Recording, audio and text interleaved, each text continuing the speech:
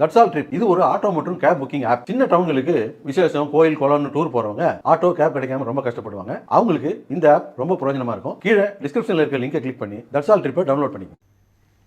வளைகுடா நாடுகளில் உள்ள எரிபொருள் உற்பத்தி மையங்கள் மீது தாக்குதல் நடைபெற்று வருவதால் ஈரான் மீதான போர் தற்போது கச்சா எண்ணெய் போராக உருமாகி இருப்பது உலகம் முழுவதும் கவலையை ஏற்படுத்தியுள்ளது.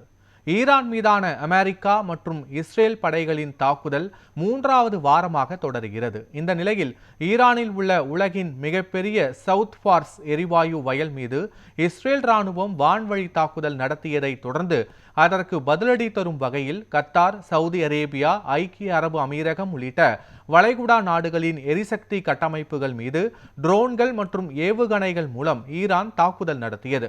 இதனால் ஈரான் மீதான போர் தற்போது கச்சா எண்ணெய் போராக உருமாறும் நிலை அடைந்திருக்கிறது. உலகம் முழுவதும் இது கவலையை ஏற்படுத்தியுள்ளது. வளைகுடா நாடுகளில் உள்ள எரிசக்தி கட்டமைப்புகள் மீதான தாக்குதல்கள் தொடர்ந்தால் சர்வதேச எரிபொருள் விநியோக சங்கிலி முடங்கும் ஆபத்து ஏற்பட்டுள்ளது. இதனால் கச்சா எண்ணெய் விலை உயர்வதுடன் பெட்ரோல், டீசல், சமையல் எரிவாயு போன்ற எரிபொருட்களுக்கும் தட்டுப்பாடு ஏற்படும் அபாயம் ஏற்பட்டுள்ளது.